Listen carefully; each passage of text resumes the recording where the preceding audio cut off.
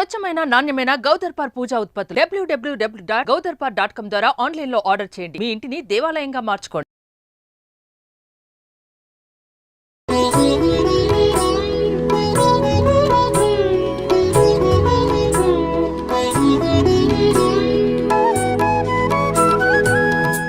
బియ్యంతో కొంచెం శనగపప్పు కలిపి పాయసం చేద్దాం. ఓకే అండి. ముందేం చేద్దామంటే బియ్యం అంటే ఇప్పుడు కొలత సాధారణంగా ఒక 3 గుప్పెళ్ళ బియ్యం తీసుకున్నాం అనుకో, అది ఇంచుమించుగా ఈ గ్లాస్ అంత అవుతుంది. ఒక అంత బౌల్ పాయసం అవుతుంది, పాలు పోసుకుంటాం కాబట్టి. ఓకే, ముందేం చేద్దామంటే అన్నాన్ని కుక్కర్ లో ఉడికించేసేద్దాం, తర్వాత పాయసం మిగిలిన ప్రాసెస్ చేద్దాం. అట్లనే. ఓకే, బియ్యం కడిగి పెట్టేసుకున్నాం. ముందే పెసరపప్పు అదే శనగపప్పు కూడా వేసాను, ఒక కుక్కర్ లో వేసేసుకోండి. ఇవి తొందరగా అయిపోయి ప్లాన్ కదా మంది. అవునవును.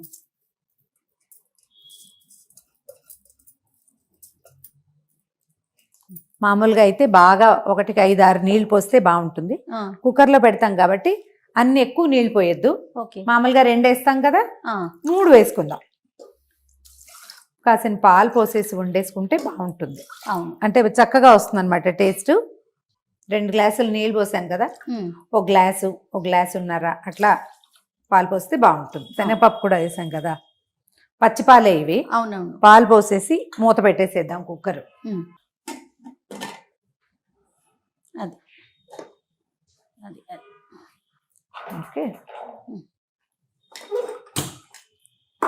స్టవ్ ఆన్ చేసేసాము, వెయిట్ పెట్టాము. అయితే ఇప్పుడు ఎన్ని విజిల్స్ రానిద్దాం రమ్మగారు? ఇవి ఒక 2-3 విజిల్స్ రానిస్తే సరిపోతుంది. మనం దీంతో పాటు ఇంకొక పని ఏం చేయాలంటే, మామూలుగా పాలు పోసిన పాయసంలో బెల్లం వేస్తే విరిగిపోతుంది. అవును, బెల్లం విరగకుండా ఉండాలంటే బెల్లాన్ని కరగబెట్టి ఉంచుకోవాలి. ముందుగా కరగబెట్టి ఉంచేసుకుంటే సరిపోతుంది. ఇది వచ్చే లోపల మనం ఆ పని చేద్దాం. అట్లనే అలానే. బెల్లం కొంచెం ముక్కలుగా ఉంది కదా, సన్నగా తరిగి పెట్టుకున్నాం కదా. దాన్ని ఏం చేద్దామంటే, మనం ఏ కొలత పెట్టుకున్నామో దాంతో ఇంచుమించుగా 1.5 పడుతుంది. నేను గుప్పెళ్ళ లెక్క కదా నాది. అవును. సో నేను మీకు గ్లాస్ కొలత చూపించాను చూడండి. ఒక 3 గుప్పెళ్ళ బియ్యం వేసాం కదా, అటు ఇటుగా ఒక 4-5 గుప్పెళ్ళ బెల్లం వేస్తే సరిపోతుంది. ఇంచుమించుగా ఈ కట్ చేసి నేను ఇక్కడ పెట్టిన బెల్లం దానికి సరిపోతుంది. ఇది ఇవాళ బెల్ల పాయసమే చేస్తారు. మధ్యలో ఒకరోజు క్షీరాన్నము అని ఉంటుంది, ఆ పూట తెల్లని పాయసం చేస్తామన్నమాట. కొద్దిగా ఈ బెల్లం తడవటానికి కొంచెం నీళ్ళు పోస్తే చాలు, చాలా ఏం అక్కర్లేదు.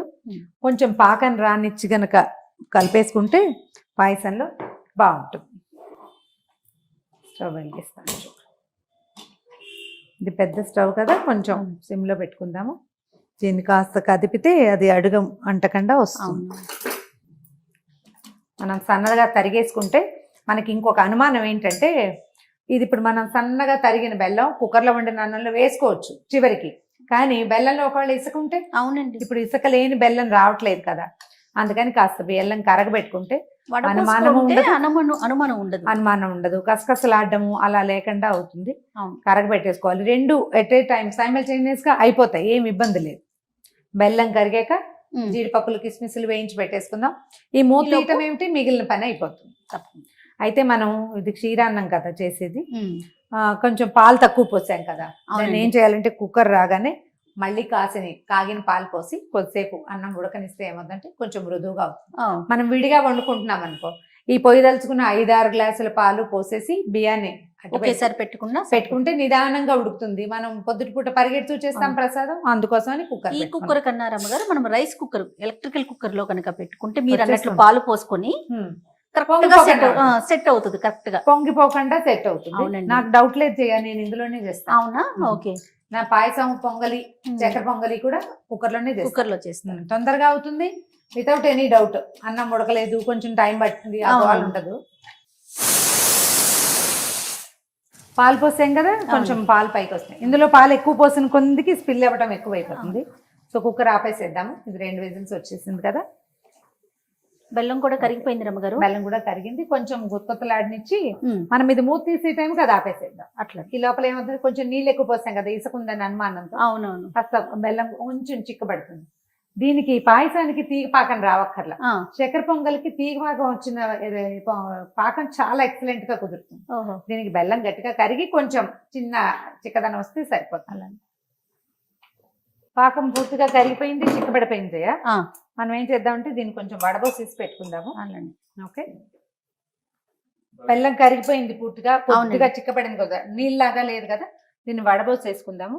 ఇందులో అనుమానం ఏంటంటే మనకి ఇసుక ఏవైనా రాళ్ళు లాంటివి ఉండొచ్చు, ఖచ్చితంగా. కరగబెట్టి పెట్టుకుంటే అదిగోండి. కనిపిస్తుంది కదా. అవును రమ్మగారు. సరే, అది పెట్టేసేది. ఈ లోపల మనం ఇంకో పని ఏం చేద్దామంటే ఈ కుక్కర్ వచ్చి మనం బెల్లం కలిపే లోపల జీడిపప్పులు వేయించేసి. అలానే. ఇది పెద్ద స్టవ్ ఉంది. ఓకే, నీ పక్కనే నెయ్యి ఉంది, వేయి చేయాలి దీంట్లో కొంచెం.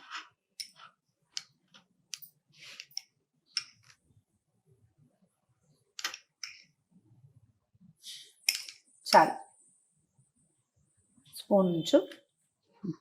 కాసిన జీడిపప్పులు, తర్వాత కిస్మిస్లు మనం చకచకా వేయించుకుంటే రెండు కలిపి ఒకసారే వేసేసుకోవచ్చు.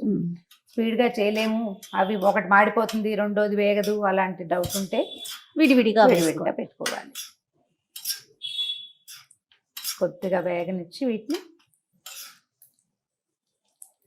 కిస్మిస్లు వేగుతుంటే భలే ముచ్చటగా ఉంటుంది. ఇలా ఉబ్బుతాయి కదండి, ఉమ్.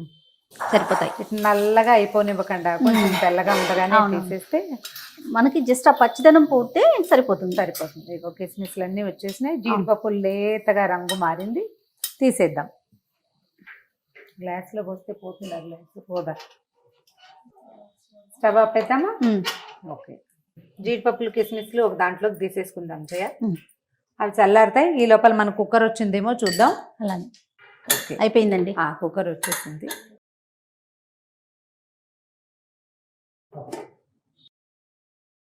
చక్కగా వచ్చేస్తుంది. ఇప్పుడు ఏం చేద్దామంటే మనం కొంచెం పాలు పోసుకొని, కొద్దిగా కాగిన పాలు, మనం ఆల్రెడీ ఒక 2 గ్లాసులు, గ్లాస్ పాలు పోసాం కదా. అవునండి. సుమా అటు ఇటుగా కాస్త 1-2 గ్లాసులు పాలు పోసి అన్నాన్ని, మీగడున్నా కూడా బాగానే ఉంటుంది రుచిగా, ఏమీ అనుమానం ఏం లేదు. మళ్ళీ పెట్టుకుందాం. మళ్ళీ కాసేపు ఉడికిస్తే ఏమవుతుందంటే పాల రుచి పెరుగుతుంది. ఒకవేళ మనకు అంత సమయం లేదనుకోండి, ఉన్న దాంట్లోనే చేసేసుకుంటాం. ఒక సమయం ఉంది మనకు, ఒక 10 నిమిషాలు, అప్పుడు పాలు పోసి ఉడికిస్తే కాస్త మీడియం ఫ్లేమ్ లో ఉంచామనుకో, ఇది చక్కగా ఉడికిపోతుంది, చూడ్డానికి బాగుంటుంది, అంటే అన్నము మరి కాస్త రుచిగా కుదురుతుంది అనమాట. అడుగంటలేదు, మెతుకు చక్కగా వచ్చింది చూసావా, విడివిడిగా ఉంది చక్కగా. ఇప్పుడు పాలు పోసి ఉడికిస్తే ఇది సరిపోతుంది. శనగపప్పు కూడా ఉడికిపోయింది. కుక్కర్ లో ఉడకకుండా ఏమవుతుంది.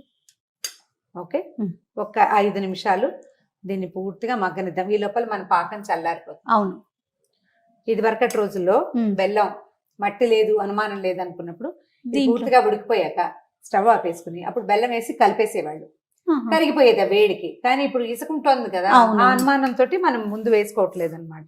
ఇప్పుడు ఇందులోనే బెల్లం వేసి ఉడికిస్తే ఖచ్చితంగా విరిగిపోతుంది. అవును, విరగకుండా ఉండాలంటే ఇది పద్ధతి. చూడు, మనం 3 గుప్పెళ్ళ బియ్యం, ఒక బుజ్జి గ్లాసు, చూడండి ఎంత అయిందో. ఇందులో మళ్ళీ మనం బెల్లం పాకం కూడా వేస్తే ఇంకా కొంచెం వస్తుంది. అన్ని కలుపుతున్నాం కదా రమ్మగారు, పాలు కలుపుతున్నాం, పాకం కలుపుతున్నాం. మనకు కొంచెం పలచగా ఉండగా ఆపుకుంటేనే మంచిది. అప్పుడు ఏమవుతుంది, చల్లారాక ఇది గట్టిగా అవుతుంది పాయసం. అందుకని కొంచెం పాలు ఎక్కువ పోసుకోవాలన్నమాట. చూడు, చిక్కగా వచ్చేసింది. అవును రమ్మగారు. ఈ మాత్రం కన్సిస్టెన్సీలో మనం బెల్లం వేసుకున్నా ఓకే, పాకం పోసుకున్నా ఓకే. మనం ఎలా కొంచెం మన పాకం పలచగానే ఉంటుంది, పాయసం లూజ్ గానే వస్తుంది, మధ్యాహ్నానికి గట్టిగా అయిపోతుంది అనమాట. ఇగో ఈ కన్సిస్టెన్సీలో స్టవ్ ఆపేసేద్దాం. దాన్ని కొంచెం సెటిల్ అవని, ఈ బబుల్స్ ఆగిపోయాక పాకం పోసుకుంటే సరిపోతుంది. ఈ లోపల మనం ఇంకో పని ఏం చేద్దామంటే జీడిపప్పులు వేసేసే ఇందులో.